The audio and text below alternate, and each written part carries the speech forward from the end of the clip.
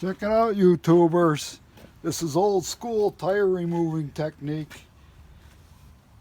Two tire irons. You put your foot down on this one to hold it into place.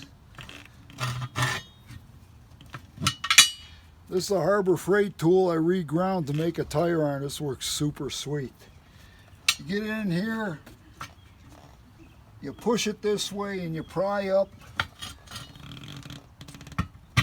and it starts to, and you work it around. You keep going working around, and it's got to come off the front of the wheel. That's the secret.